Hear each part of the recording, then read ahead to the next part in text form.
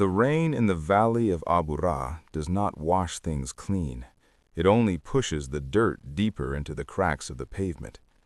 It was a Tuesday, the kind of Tuesday that feels heavy, where the air pressure sits on your chest like a wet wool blanket.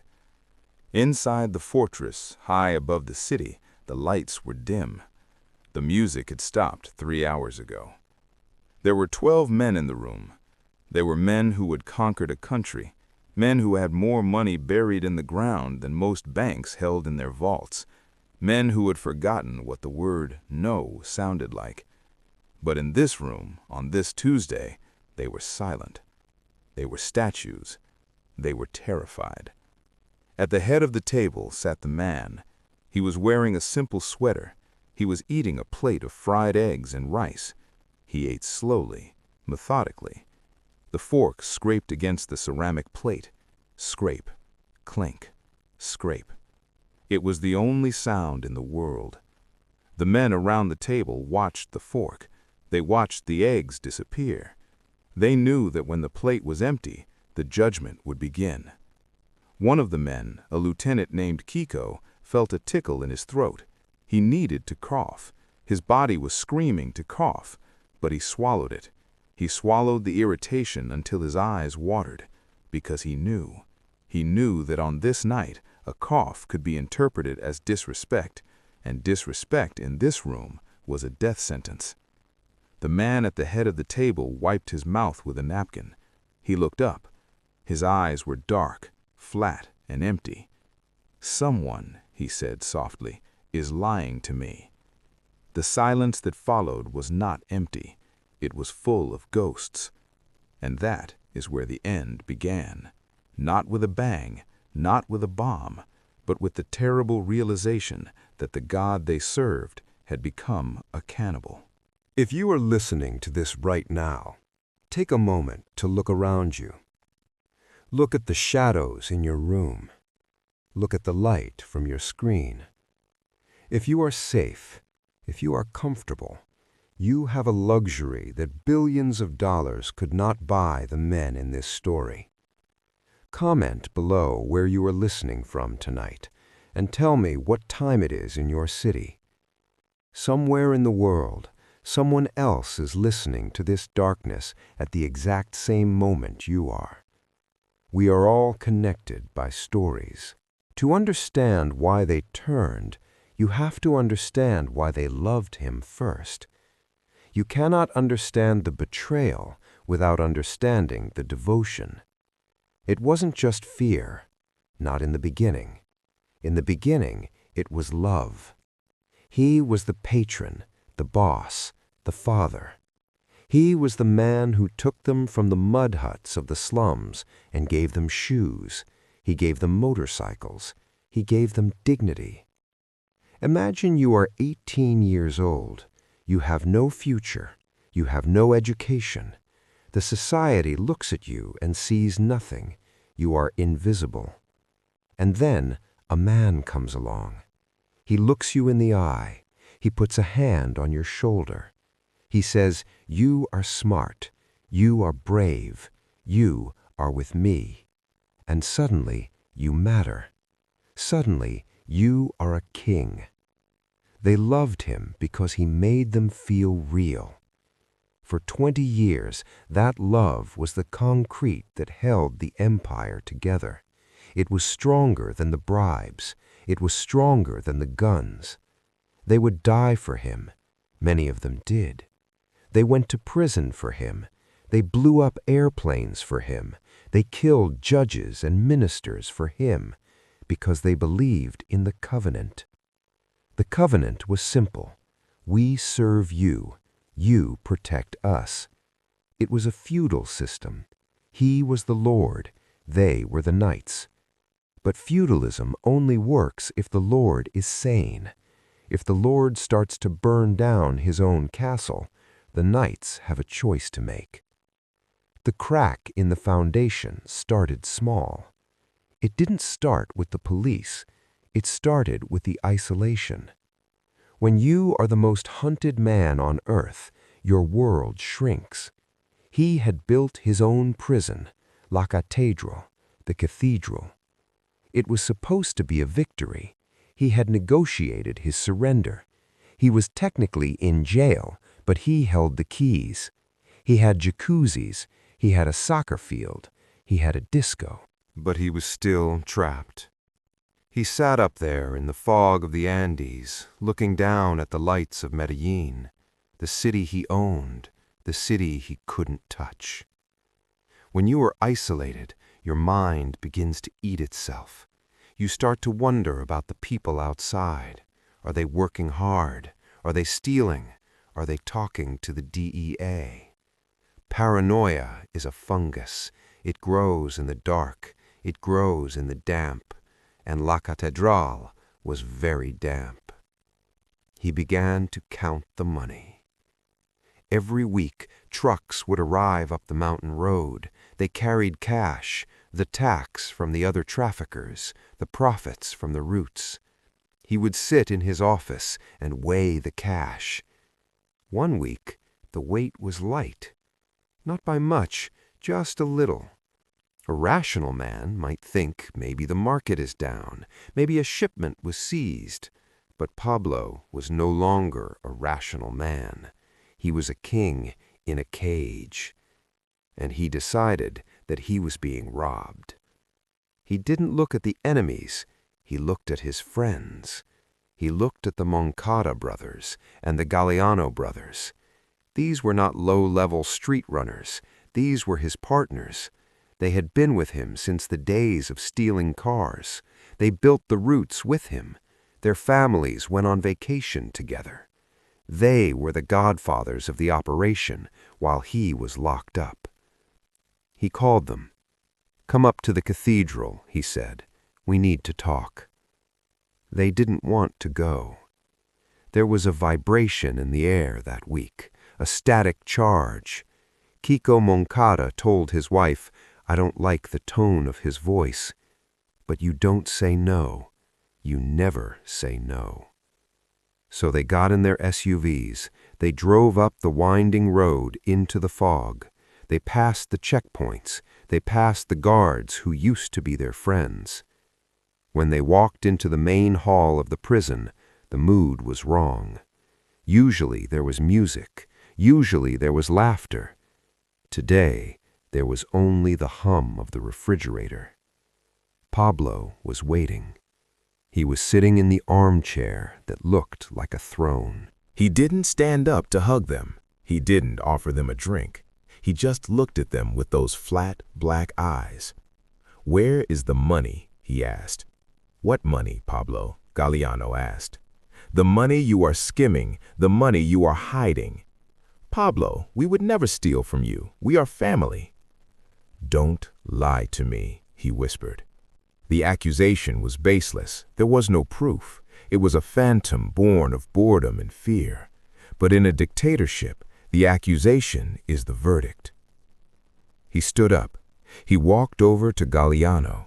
He was close enough to smell the man's cologne. "You think I am stupid," Pablo said.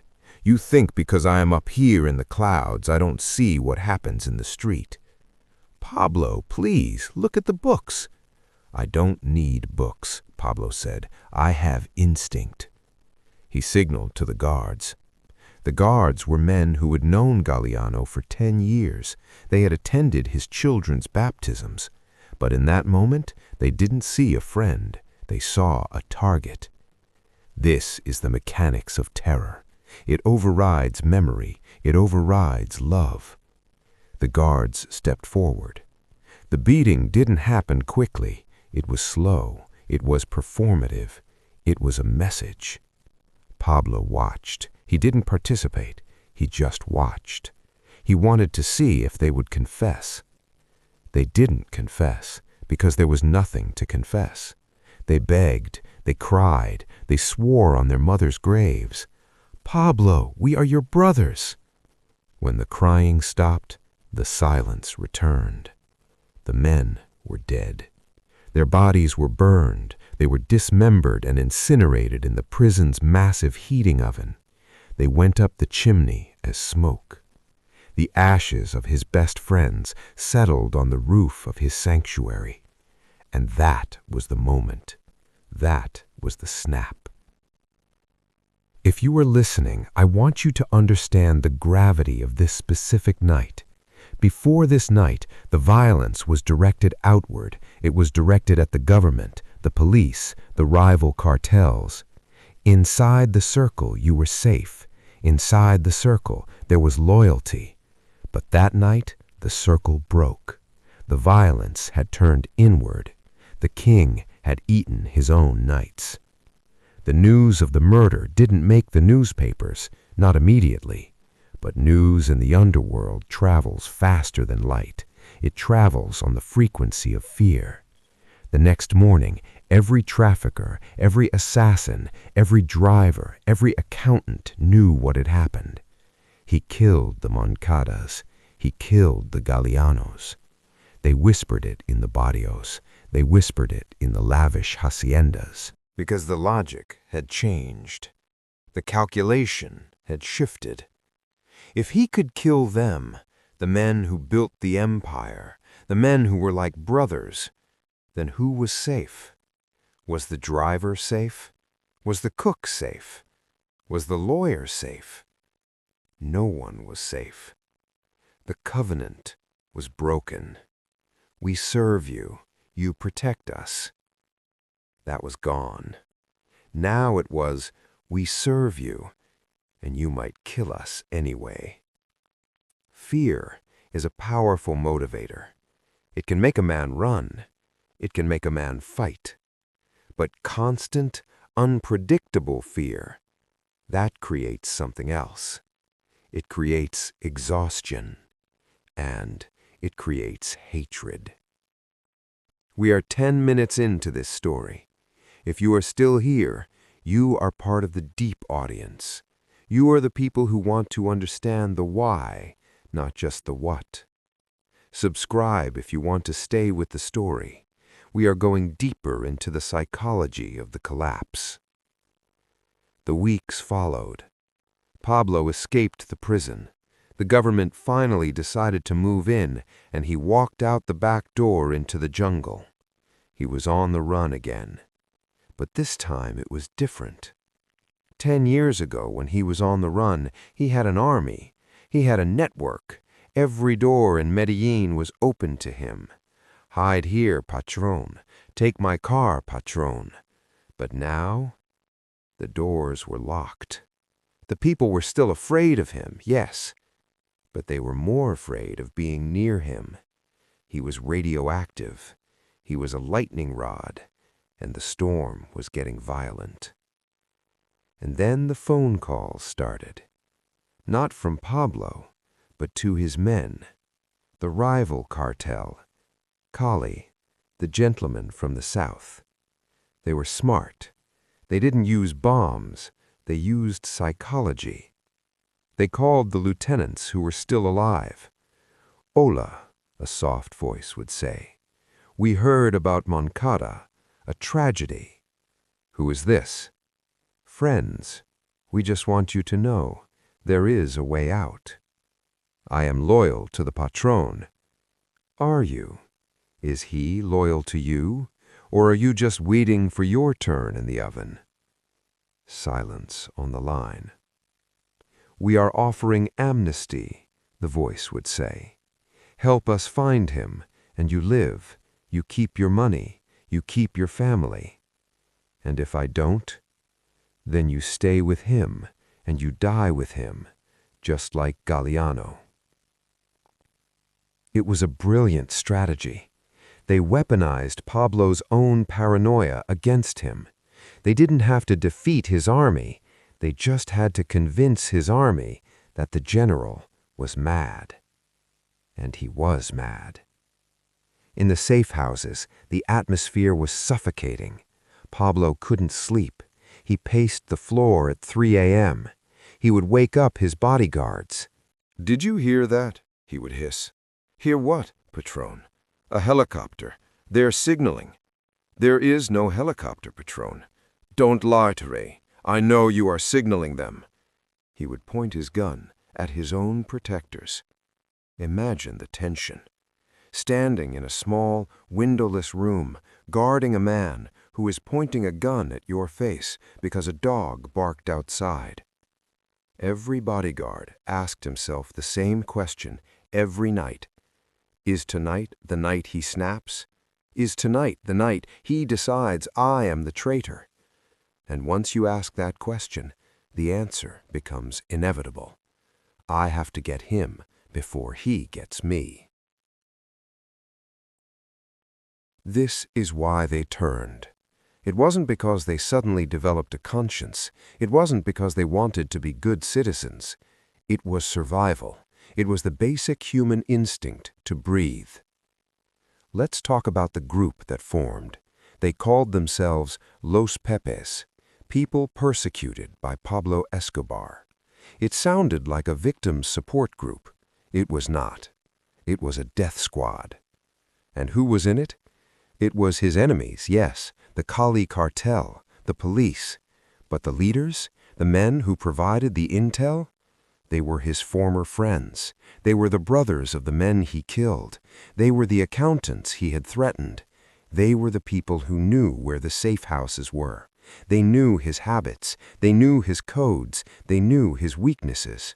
They knew he loved his daughter more than his own life. They knew he couldn't resist talking on the radio telephone. They knew he had a bad back and couldn't run fast. They dissected him, and they began to hunt him. But they didn't just hunt him, they hunted his family. They burned down his mother's farm. They bombed his apartment buildings. They killed his lawyers. They were sending a message back to him. You broke the rules. Now there are no rules. Pablo was shocked. He couldn't believe it. He told his son, "They are savages. They have no honor." The irony was lost on him.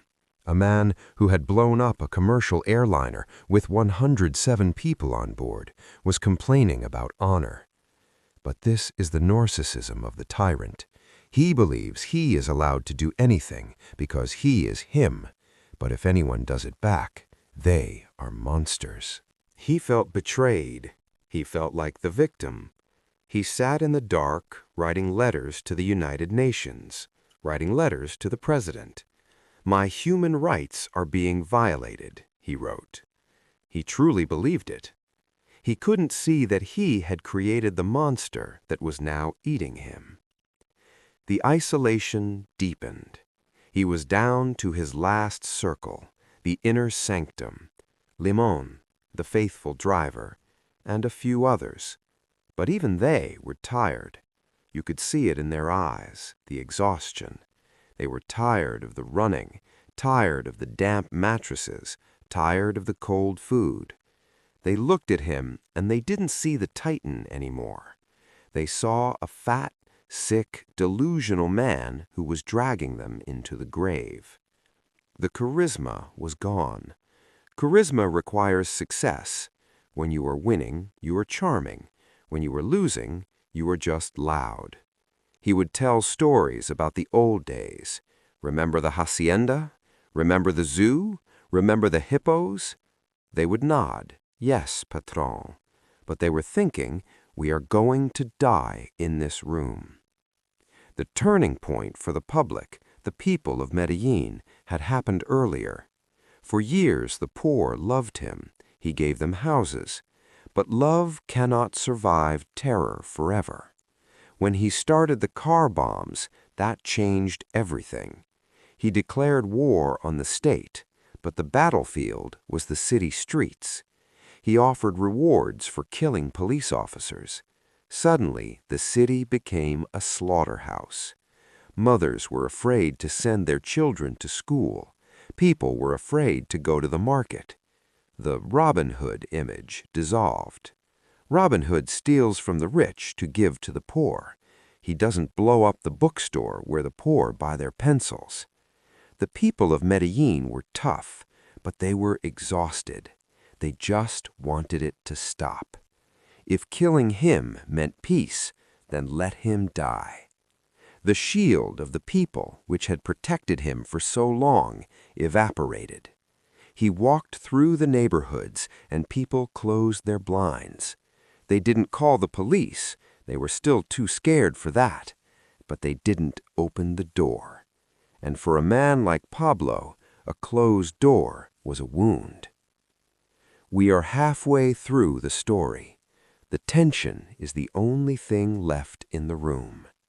If you are listening, ask yourself, when have you felt your own loyalty tested?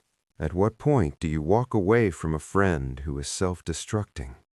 Is it when they hurt themselves, or is it when they hurt you? The end came in a way that was almost pathetic. It wasn't a grand battle. It wasn't Scarface. He was hiding in a middle-class row house in Los Olivos. It was just him and Limon. He was celebrating his birthday, 44 years old. He was eating cake alone. He wanted to talk to his family. They were being held in a hotel in Bogotá under government protection. He knew the phone was dangerous. He knew about the triangulation technology. But the isolation was too much. He needed to hear his son's voice. He needed to hear his daughter. He picked up the phone. He stayed on the line too long. Maybe he wanted to be caught. Psychologists have argued about this for years. Did he commit suicide by police? Was he so tired of the running, so tired of the fear, that he just wanted it to be over? He talked to his son. He told him to be a good man. He told him to study. He sounded like a ghost saying goodbye. The search block was outside. Los Pepes were watching.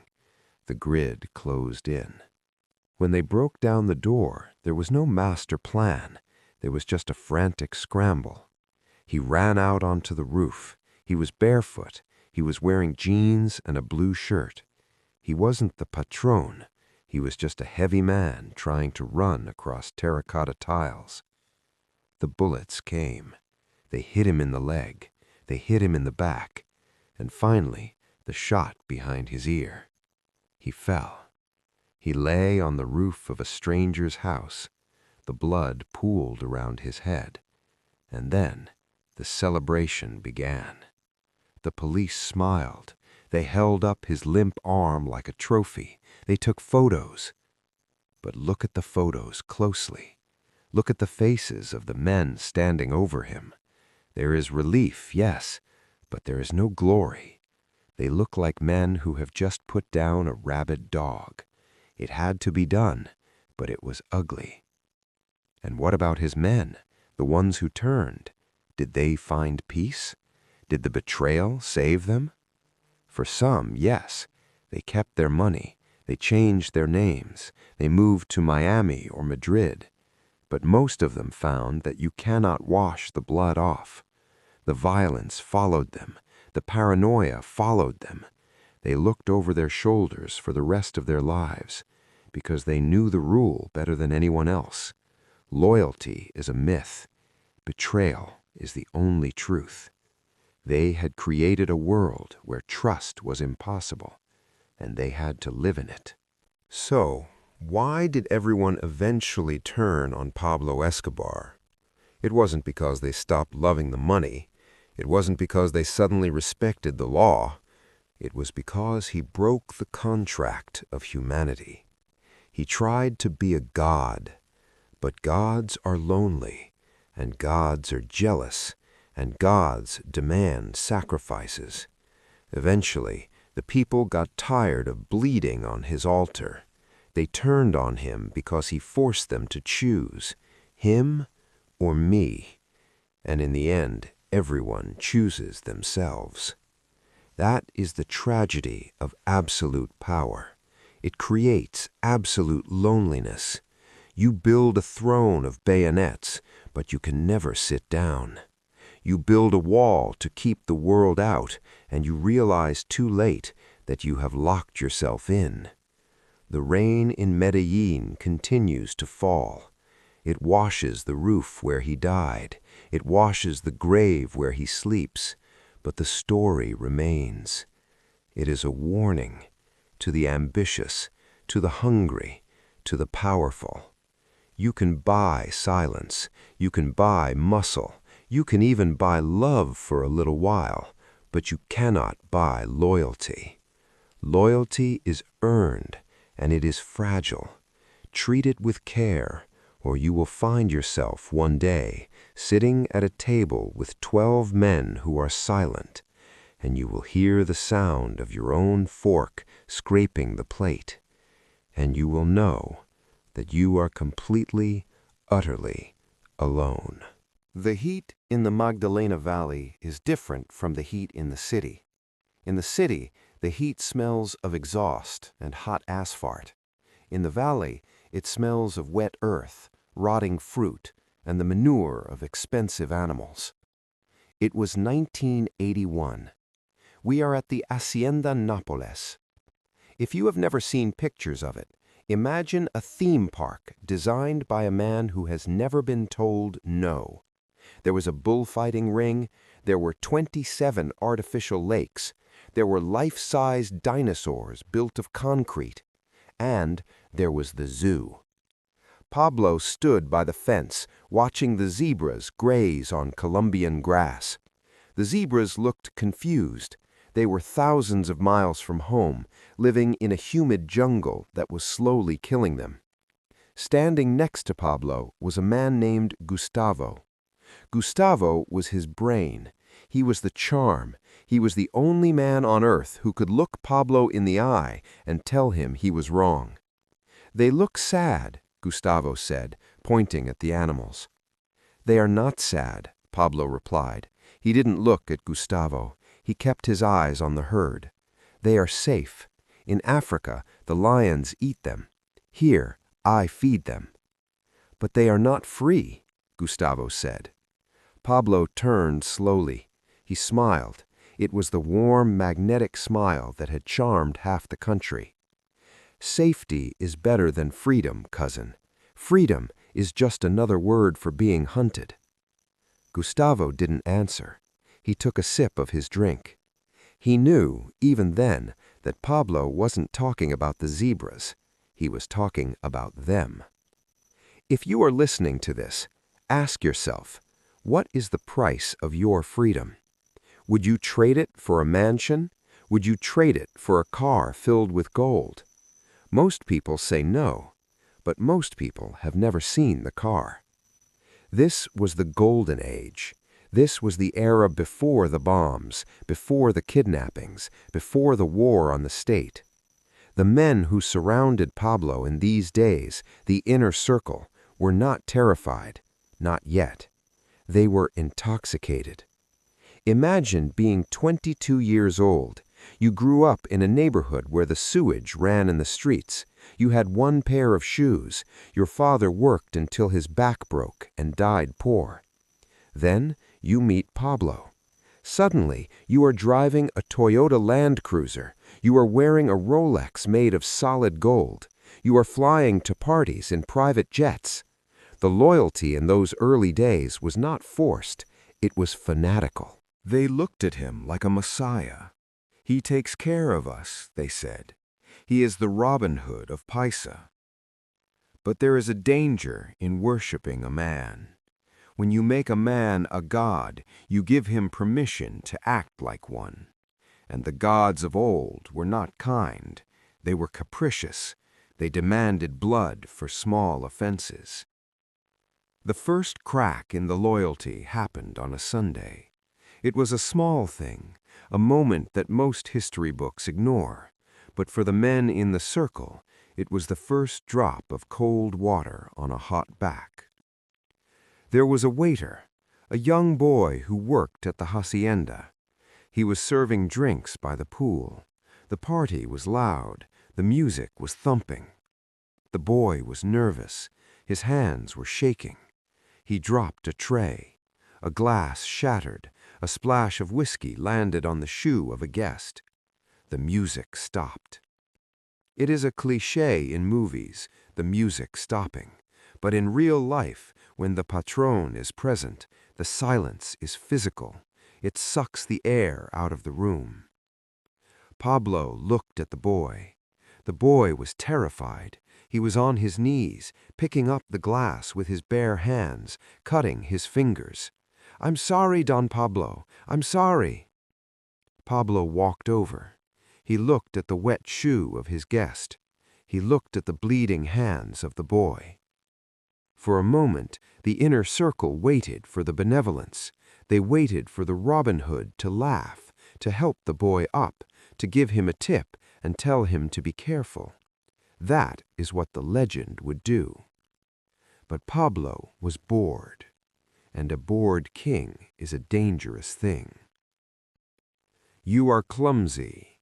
"Yes, patron, I am sorry." "Do you know how to swim?" The boy blinked. "No, patron." Pablo pointed to the pool.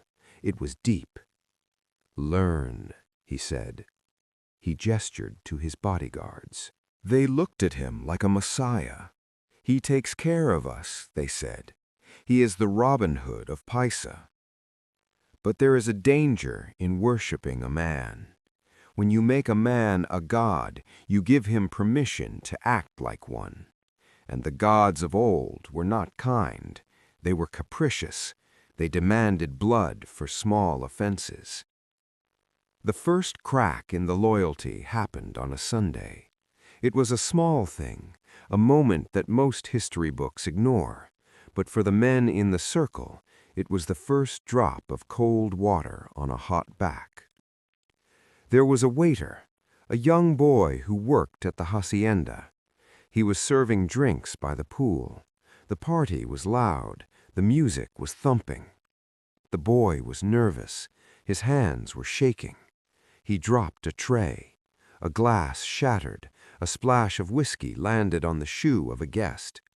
The music stopped. It is a cliché in movies, the music stopping. But in real life, when the patron is present, the silence is physical. It sucks the air out of the room. Pablo looked at the boy. The boy was terrified. He was on his knees, picking up the glass with his bare hands, cutting his fingers. "I'm sorry, Don Pablo. I'm sorry." Pablo walked over. He looked at the wet shoe of his guest. He looked at the bleeding hands of the boy. For a moment, the inner circle waited for the benevolence. They waited for the Robin Hood to laugh, to help the boy up, to give him a tip and tell him to be careful. That is what the legend would do. But Pablo was bored, and a bored king is a dangerous thing. "You are clumsy." "Yes, patron, I am sorry." "Do you know how to swim?" The boy blinked. "No, patron." Pablo pointed to the pool. It was deep. "Learn," he said. He gestured to his bodyguards. Two men grabbed the boy. They weren't angry. They weren't violent men by nature. They were just following the hand signal. They threw the boy into the deep end. The splash was loud. The boy came up, thrashing. He was screaming. He was swallowing water. The guests laughed. They thought it was a joke, a rough initiation. Gustavo didn't laugh. He watched Pablo. Pablo wasn't laughing either. He was just watching. He was studying the struggle. He looked like a scientist observing an insect in a jar. The boy went under. He came up again. His eyes were wide with the primal panic of drowning. "Help!" Pablo took a sip of his drink. He let it go on for 10 seconds, 20 seconds. Then, just as the boy was sinking for the last time, Pablo waved his hand. "Get him out." The guards jumped in. They pulled the boy out. He lay on the concrete, coughing up water, weeping, shivering. Pablo leaned down. "Next time," he whispered, "don't spill the whiskey." He turned back to the party. "Music!" he shouted. The band started playing. The people started dancing. But the vibe had changed. The lieutenants, Popeye, El Chopo, and Pinina, they exchanged glances. It was a small glance, a micro-expression, but it said everything. He almost let him die. For a glass, for a joke. They realized in that sunny afternoon by the pool that their lives were not protected by love. They were protected by his mood. And moods change like the weather. Retention check. If you are still listening, you are noticing the shift. This is not about drug trafficking. This is about workplace psychology. Have you ever had a boss who humiliated someone just because they could? How did it make you feel? Did you speak up, or did you look at the floor? Comment, "I would speak up," or "I would stay silent," below. The second phase of the betrayal was not personal. It was political. "Patron," he said gently, "if we do this, we can never go back. We will be hunted forever." Pablo looked at him. "We are already hunted. Now we become the hunters." He ordered the hit. The motorcycle assassins went to Bogotá. They killed the minister in his white Mercedes. It was a tactical success, but it was a strategic suicide. The government declared a state of siege. The extradition treaty was signed. The Americans sent satellites, planes, and special forces. The golden age was over. The era of the hacienda ended that night. They had to flee. They had to leave the zebras. They had to leave the dinosaurs. They had to leave the luxury. They went into the jungle. And as they sat in the wet tents, slapping mosquitoes, eating cold rice, the inner circle looked at each other. They looked at the mud on their boots, and they thought about the pool. They thought about the parties, and they thought, he did this. He did this because of his ego. He traded our paradise for his pride. Resentment is a slow poison. It doesn't kill you immediately. It sits in the stomach. It ferments. They still loved him, or they told themselves they did. But the love was different now. It wasn't the love of a disciple for a master. It was the love of a hostage for a captor. They were stuck. They couldn't leave. They knew too much. If they tried to walk away, they would be killed as traitors. If they stayed, they would be hunted by the state. They were trapped in the golden handcuffs, except the gold was peeling off, and underneath it was just cold steel. Mid-story insight. The most dangerous moment in any relationship, whether it is a marriage, a business, or a criminal empire, is when the shared vision becomes the sole vision. When "we are doing this" becomes "you must do this for me." Pablo stopped saying "we." He started saying "I." I want, I need, I deserve. And when the "we" dies, the loyalty dies with it. Let's focus on one man. Let's call him Mateo. Mateo was a pilot. He was one of the best. He could fly a Piper Cub a few feet above the ocean waves to avoid radar. He had made millions for the cartel. He had a beautiful wife, a daughter, and a farm in the hills.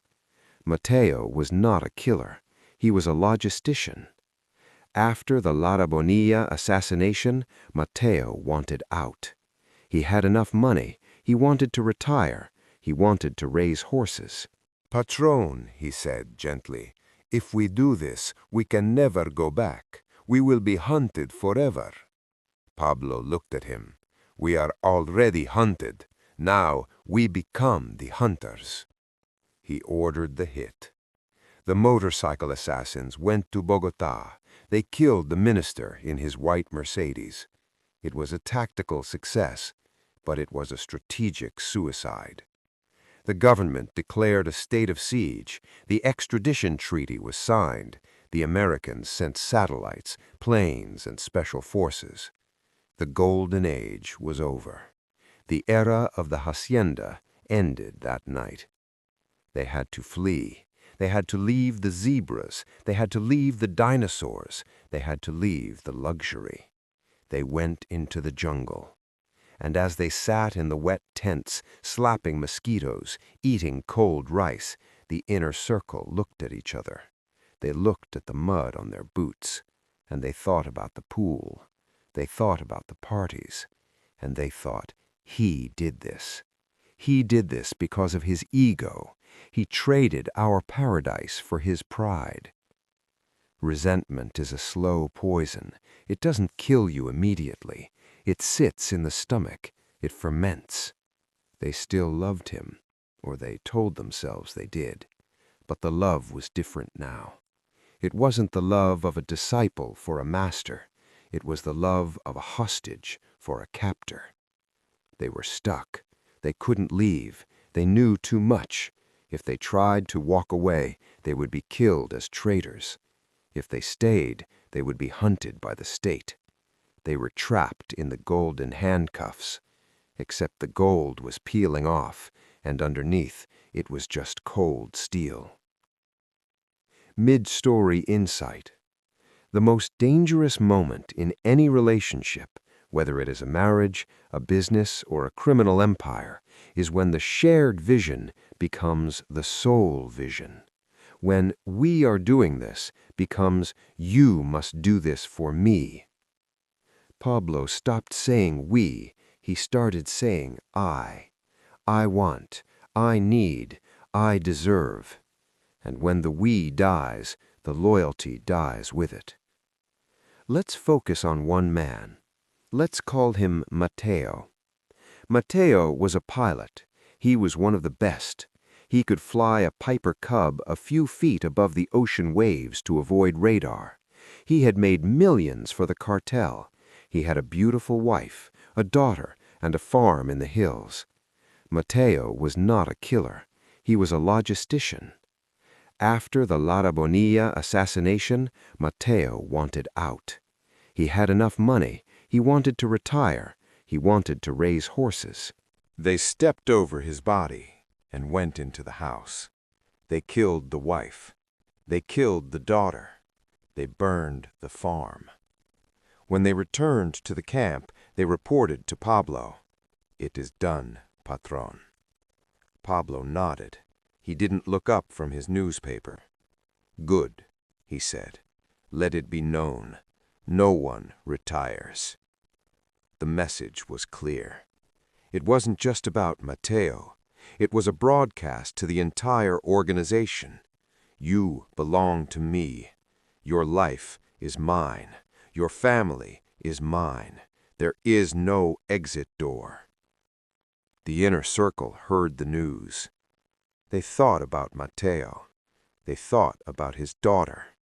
And something broke inside them. Fear replaced respect entirely. They realized that they were not soldiers in an army. They were slaves on a plantation. And slaves eventually revolt.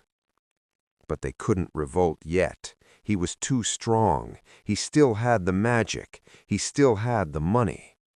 So they buried the fear deep down. They put on their masks. They smiled. They said, "Yes, patron." But at night, when they lay in their beds, they started to make plans. Plan B. The stash of money he doesn't know about.